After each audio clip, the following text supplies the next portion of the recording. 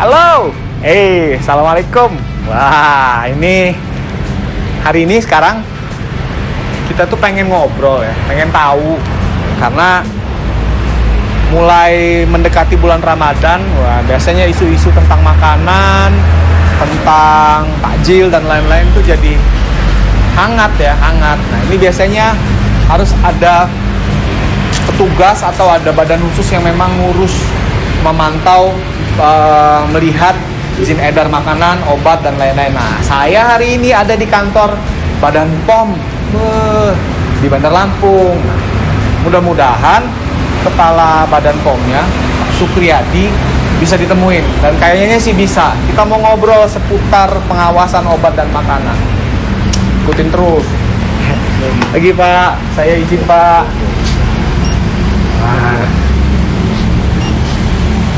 Ya, saya izin masuk ya Pak. Yuk, come on.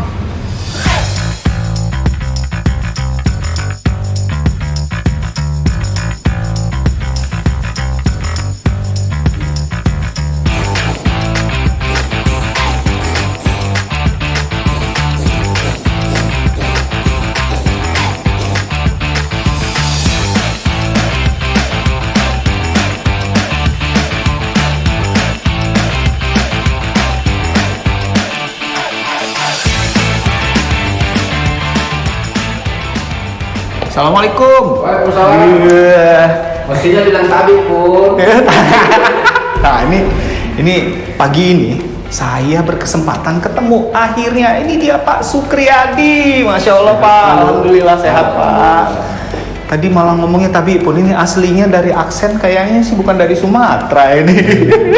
Saya asli Lampung. Asli Lampung, kelahiran Bugis. Iya. Ya. Alhamdulillah Pak, ini saya memang sudah menunggu supaya bisa ketemu Bapak, bisa ngobrol ya hari ini. Pak, ini di BP POM, emang dulu waktu kecil pernah kepikiran mau kerja ngawas-ngawasin obat dan makanan? Sebenarnya tidak. Saya tuh punya cita-cita jadi presiden sebenarnya. Presiden. Oke. Terus lama-kelamaan saya turunkan jadi menteri, jadi gubernur, jadi karena saya suka sebenarnya dunia yang banyak diskusinya, banyak debatnya, banyak mencari hal-hal. Karena sejak kecilnya itu saya dari TK itu sudah ketua kelas. Wow. TK ketua kelas, SD ketua kelas, SMP ketua kelas, ketua OSIS, SMA ketua kelas, ketua OSIS, kuliah ketua kelas, ketua senam. Jadi sempat jadi sekjen.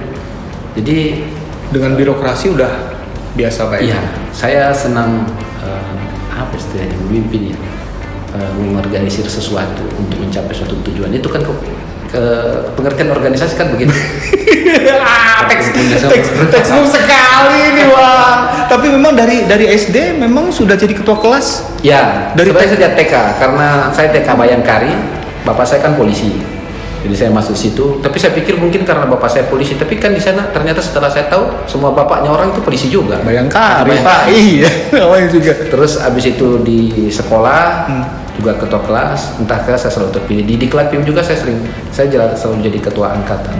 Kalau kata senior saya dulu kepala balai itu yang sering saya minta uangnya. Terakhir dia kepala balai Jogja, Makassar namanya Pak Sabringgani. Kalau dia dengar saya, Pak Sukri ranking 1 di sini, itu memang keahliannya itu yang gitu. Jadi kalau ranking 1 dan juara itu keahlian, bukan prestasi, keahlian kata dia. Berarti memang dari kecil udah ranking. Dari kecil udah ranking. Jadi saya tidak pernah diterima rapor sama orang tua, saya terima sendiri. Kan diupacarakan kan? Ranking 1 kasih. Wow, ini benar-benar ini. Emang cerdas kan? Emang cerdas emang. Sombong kan? Enggak, kalau sombong sih kayaknya. jadi tapi kalau orang cerdas itu berarti nggak nakal dong kecilnya ya Pak? Ini salah satu masalahnya karena saya cerdas dan nakal. Tapi dalam pengertian ilmiah ya, N itu kan jumlah, akal itu akal budi. Jadi N itu saya kebanyakan akal.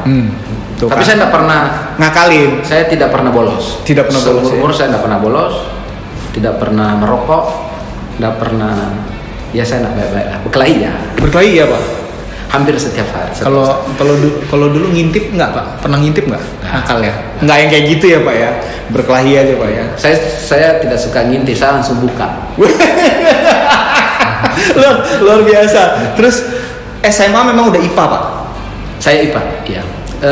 Ilmu yang paling saya senang itu fisika. Ilmu yang paling saya senangi fisika, dan saya paling mahir fisika. Saya pernah ikut olimpiade matematika. Tapi waktu kuliah matematika saya dapat D terus. Padahal saya olimpiade matematika. Mungkin mereka salah pilih kali ya waktu itu. Itu sekolah di mana tuh Pak? Di Makassar Pak? Di Makassar. Di Makassar ya? Iya. Dari TK, SD, SMP, SMA di Makassar Pak? Iya. Jadi saya sebenarnya begini Mas. Ini direkam kan? Iya. Saya sebenarnya itu waktu tamat SMP mau sekolah SMA Taruna. Karena bapak saya pengen saya jadi akabri. Saya ikutlah kemauan bapak saya. Cuma dulu zaman Orde Baru kan, ya. Semua harus ada backingan ya, bukan dekian, backingan. Ya, itu kan backingan itu nama pendeknya Beki. Kalau dekingan itu nama pendeknya Deki. Ya, jadi kenal lagi gua. Jadi kemudian saya tidak lulus.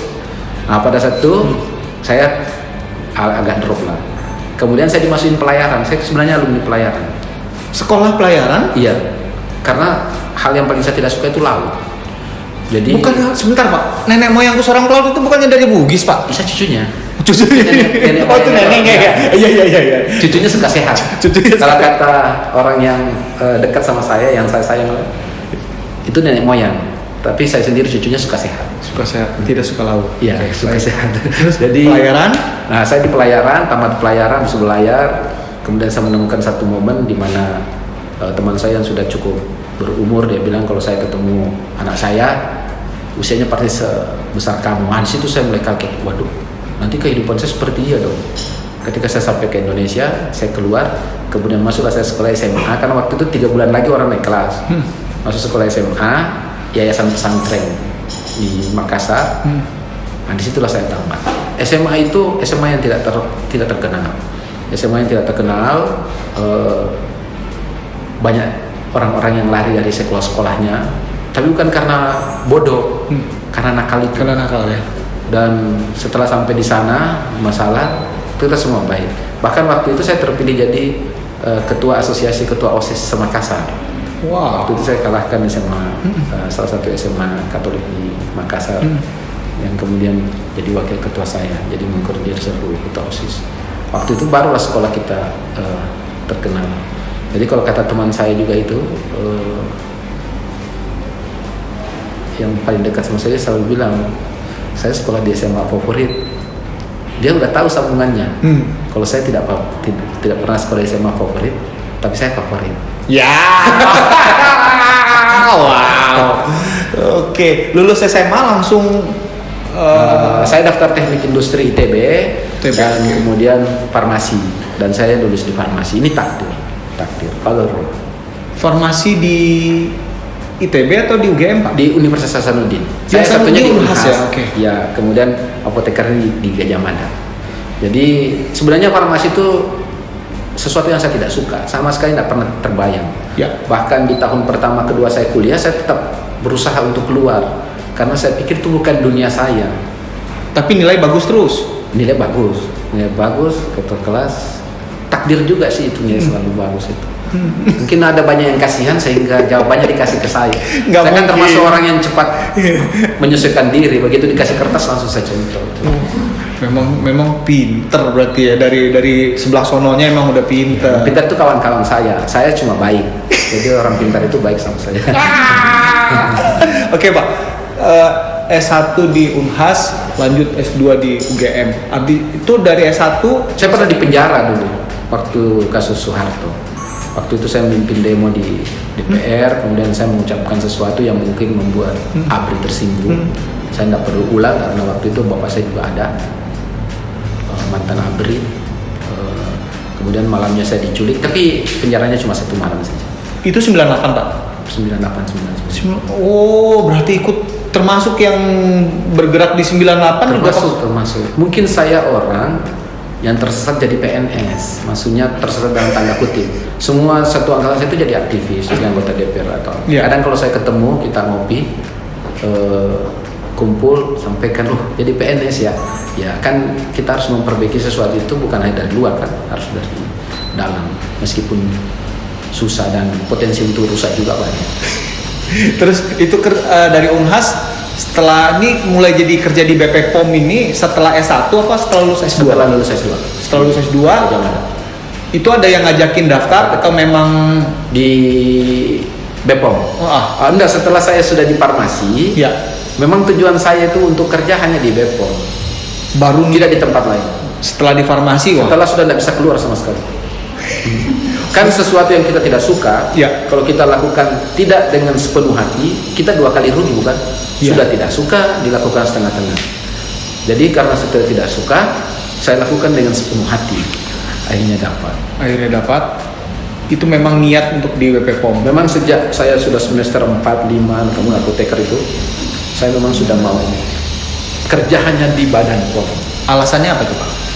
Karena Badan POM itu dulu ya, tanda kutip, adalah kerajaannya apoteker, di mana hanya di BPOM itu apoteker bisa jadi pimpinan puncak. Iya. Jadi waktu saya masuk itu memang sudah pengen jadi pimpinan puncak. Karena maksud saya kalau saya di tempat lain, misalnya PU ya, itu kan banyak sarjana teknik, nggak mungkin kan apoteker jadi kepala. Padahal sebenarnya saya pengen juga. Atau misalnya mau jadi Kapolri, saya juga pengen jadi Kapolri, tapi kan saya bukan polisi. Nah, yang rasional itu kan di Badan POM.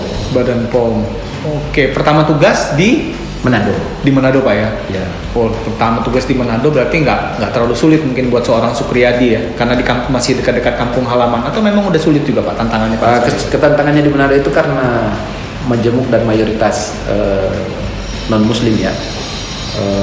Dan karena kita baru, tapi ada pertimbangan saya dulu kenapa masuk di Manado itu.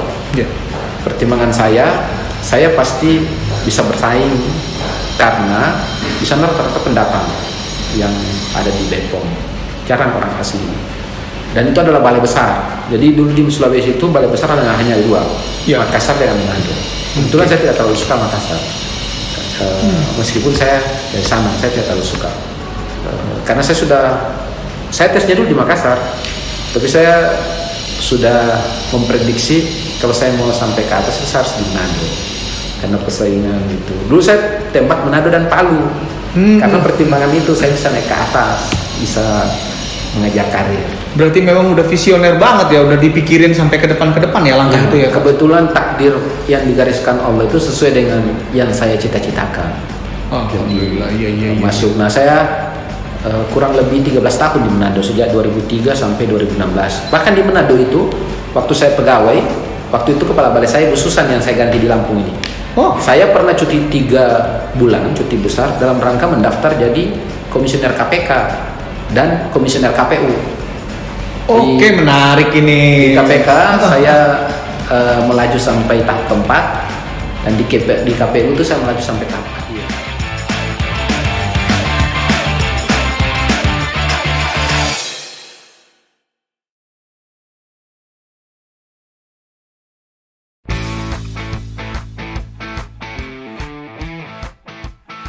Pak, di BP POM ini sebenarnya yang paling krusial dilakukan tugas-tugasnya itu apa sih Pak?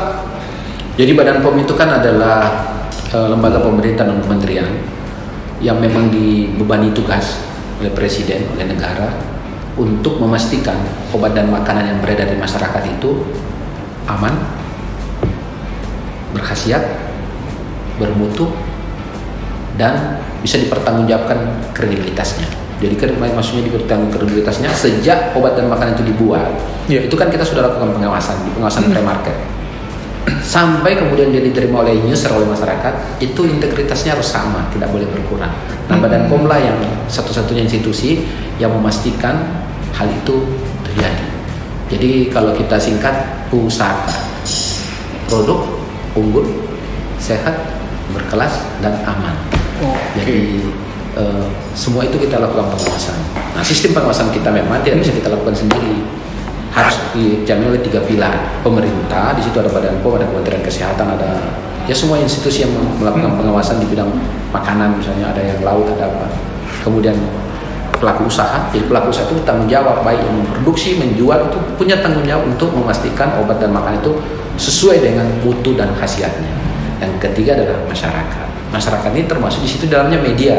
Bagaimana selalu menginformasikan, memilih obat dan makanan. Kami punya tools dalam memilih obat dan makanan namanya cek-klik. Cek kemasannya, cek labelnya, cek izin edarnya, cek kadaluarsanya. Khusus di Lampung, kami punya Call Me Back Ulun Lampung. Kalau masyarakat punya keluhan, punya pertanyaan, punya kegalauan terkait obat dan makanan, baik tentang mau pendaftaran, mau memilih obat dan makanan, bisa langsung ke Call Me Back Ulun Lampung. Call Me Back Ulun Lampung itu adalah inovasi Balai Besar POM di Bandar Lampung. Hanya di miss call, di SMS, di WA, maka petugas layanan kami akan langsung menelpon yang bersangkutan. Jadi ditelepon, bukan balas WA, balas miss call juga bukan, ditelepon. Call di 0821 8080 6008. 0821 Bobo Good. Iya. Nomornya cantik. Ini dicantik-cantikin. Karena yang ngomongnya Pak Supriyadi nih. Jadi Pak itu Call Me Back Ulun Lampung itu 24 jam atau di jam kerja aja Pak? 24 jam. 24 jam Sepanjang petugasnya bangun. Kalau saya nanti bilang kalau Lampung jam 2 kenapa tidak dibalas? Nanti terus kita telepon, ternyata itu SMS yang terpending gara-gara tidak ada pulsa. Terus baru kita jawab, ya. Dia kan kirim ke kita, ternyata itu dikirim jam 3 sore. Terus kita telepon pas bacanya 3 malam, apa enggak berabe itu? Iya, tapi pasti akan direspon ya? Pasti akan direspon di kesempatan pertama. Makanya saya selalu menggunakan kata-kata di kesempatan pertama, bukan secepatnya. Kesempatan pertama itu adalah ketika kita aktif, ketika kita membaca, ketika kita melakukan sesuatu, itu adalah hal pertama yang kita lakukan.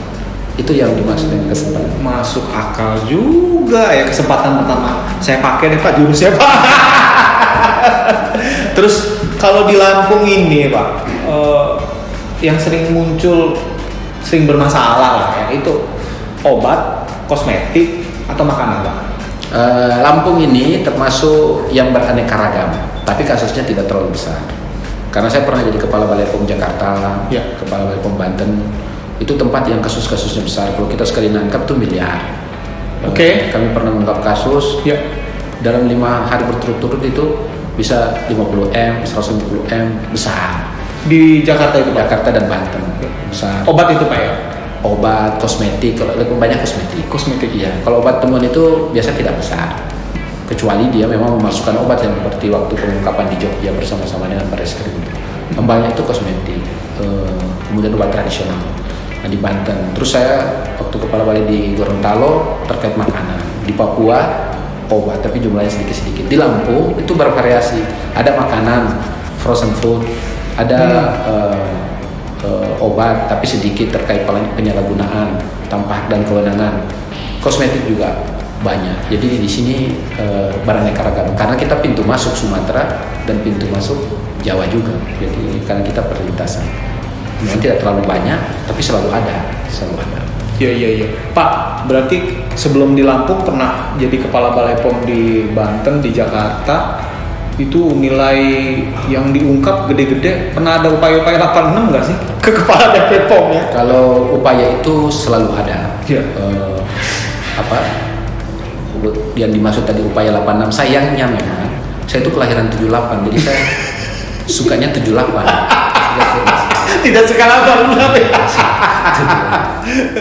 Pak, ini saya boleh nggak izin? Saya langsung tanya ke salah satu staf Bapak. Ini kan di sini ada staf Bapak nih, ada staf Infocom. Saya langsung tanya, Bapak nggak marah ya? Bener ya Pak ya? Kalau dia cerita jadi pun saja akan marah. Nah, ini kebetulan. Santai aja Bu.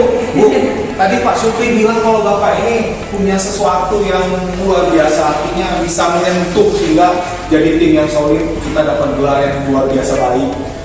Pak Supri itu kalau jadi pimpinan suka marah sih. Soalnya baik. Daripada saya kok. Kalau Pak Supriyadi itu kalau kita bandingkan dengan pemerintahan lain itu punya gaya sendiri ya. Kalau Bapak sendiri yang paling berkesan dengan kami, beliau selalu ingin membahagiakan orang lain. Membahagiakan ya, termasuk semua pegawainya, semuanya. Jadi beliau punya moto jangan lupa bahagia dan membahagiakan. Berarti itu termasuk yang bahagia dong? Oh iya, tentu saja. Oke. Terus Iya. kebahagiaan itu kayak apa sih, Bu? Iya, Jadi koordinator Karose. iya, kalau kita bahagia kan apapun bisa dilaksanakan, mungkin pekerjaan seberat apapun bisa dikerjakan dengan baik. Oh ya, selain itu kami, dan kalau ngomong bahagia, kami juga punya moto pelayanan dan moto dalam bekerja. Kita kenal dengan sikap petik melayani, harga putih bahagia. Jadi disingkat SBM hati. Jadi cocok lah dengan beliau yang punya moto yang sama dengan kami yang sudah ada di sini. Kepalanya boleh orang Bugis, tapi bahasanya bahasa Lampung semua. Benar-benar ya. Percaya kalau Bapak ini orangnya baik. Jadi benar kita bisa dapat ini. Tapi bulan nggak bohong kan, Bu? Oh, enggak. Bulan ini termasuk tim yang paling saya sering marahin karena beliau itu koordinator agent of change itu. Jadi pasti lebih banyak berkomunikasi sama saya. Dan dalam semakin banyak orang berkomunikasi, maka pasti akan semakin banyak salah. Kalau kata-kata saya, orang yang paling potensi menyakiti kamu itu adalah orang yang paling dekat sama kamu. Itu pasti. Kalau orang jauh gimana cara dia nyakitin gitu? Benar juga ya. Tunda lu mau deket-deket orang tuh potensi nyakitinnya gede lu. Pak, jadi mungkin adalah semacam himbauan lah, bahasa resminya itu himbauan ke masyarakat dalam rangka, apalagi sebentar lagi Ramadan, Pak. Kalau Ramadan itu umat Islam biasanya konsumsinya naik 2 kali lipat. Betul. Takjil dan lain-lain itu tiba-tiba nanti sakit perut dan lain-lain, dan itu udah sering terjadi tiap tahun. Mungkin himbauan dari Pak Supriyadi ke masyarakat tuh seperti apa, Pak? Himbauan saya kepada masyarakat, tadi saya sudah sampaikan, kami mengenalkan tools. Jadi tools cek klik. Jadi anunya seperti ini, cek klik.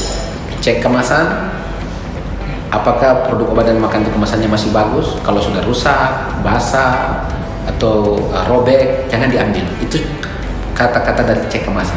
Kalau botol dia udah pecah, rusak sealnya atau apanya, itu dijauhi. Kemudian cek labelnya. Label itu terdiri dari komposisi bahan-bahan pembentuk produk itu. Kemudian ada cara pakainya kalau memang dibutuhkan cara pakai yang khusus. Jangan kemudian lipstick dicari cara pakainya ya, karena lipstick itu. Jadi dalam kosmetik itu, semua produk kosmetik yang umum digunakan oleh orang udah tahu semua, itu pasti tidak ada cara gunakannya.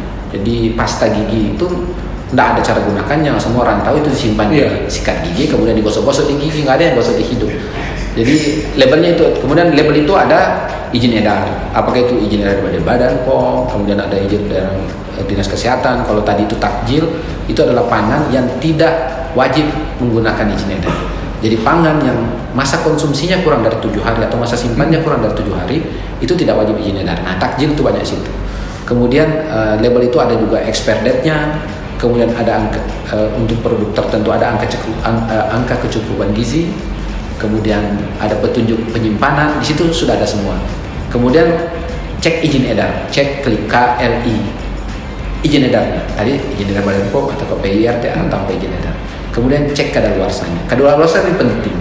Kenapa? Karena kalau produk itu sampai ke masa kadaluarsa, hampir bisa dipastikan bahwa produk itu sudah berkurang mutunya. Memang belum tentu berbahaya, tapi berkurang mutunya. Kalau obat berkurang mutunya, maka efek terapinya tidak dapat. Misalnya, kita dapat paracetamol 500 mg. Kemudian kalau dia expire, bisa jadi dia tidak berbahaya, bisa jadi. Tapi mutunya udah berkurang. Kita pikir minum 500 itu bisa menyembuhkan demam misalnya, mengurangi demam. Tapi kalau yang masuk di situ 250, kita kan akan demam terus. Belum lagi kalau misalnya senyawa kimia seperti itu mengeluarkan senyawa lain, kalau dia berinteraksi dengan yang lain, bisa menyebabkan senyawa yang berbahaya. Nah, itu cek klik, cek kemasan, cek label, cek izin edar, cek kadaluarsa. Itu untuk masyarakat. Jadi apapun yang dibeli obat dan makanan, maka cek klik. Jadilah konsumen yang cerdas. Kemudian untuk pelaku usaha, terutama UMKM ini, tadi di break saya diceritain bagaimana ketakutan pelaku usaha, nanti diminta uangnya, nanti bayar, nanti ini. Nah, datanglah ke Badan POM. Tadi koordinator Infopom menyampaikan bahwa kami ada inovasi SBM Hati, sikam bekti melayani harga kuti bahagia. SBM, sikap betik melayani, harga kuti bahagia. Kita melayani masyarakat yang datang, pelaku usaha yang datang, sampai hati mereka bahagia. Jadi semua yang masuk ke Badan POM untuk ngurus, keluarnya harus bahagia. Pelaku usaha datang, kita layani. Siap masyarakat datang melapor, kita layani. Kita ada unit layanan pengaduan konsumen. Kalau ada konsumen mau mengadu, silakan datang ke kami. Semua informasinya tertutup, semua identitas dirahasiakan. Untuk kita tindak lanjuti di kesempatan pertama. Kalau tidak bisa, pakai call me back Ulu Lampung. Apapun yang mau disampaikan di call me back silahkan. Boleh WA, boleh SMS, boleh miss call saja. Nanti kami akan sampaikan. Semua pelaku usaha akan kami dampingi, semuanya gratis. UMKM mengurus sesuatu di BPOM tidak ada yang bayar. Kami datang tidak dibayar, tidak dikasih makan, tidak dikasih minum. Anda datang tidak dibayar juga, kami kasih minum dan kemudian kalau kami akan dampingi sampai ke pendaftaran keluar izin edarnya. Anda hanya membayar sesuai dengan ketentuan negara, penerimaan negara bukan pajak, dan itu pun tidak diserahkan kepada pegawai BPOM, tapi disetorkan ke bank yang ditunjuk. Jadi udah jelas nih Pak, nggak ada alasan, semuanya juga harus saling terkait, saling bantu dan saling berkolaborasi, semuanya aman. Ya, berani jujur ya Pak. Iya, berani Pak. Alhamdulillah, terima kasih loh Pak Supri. Terima kasih banyak. Terima kasih banyak sekali Pak. Ya. Terima kasih, sehat selalu ya. Sehat selalu Pak. Sukses selalu. Ketemu lagi ya. Assalamualaikum. Assalamualaikum.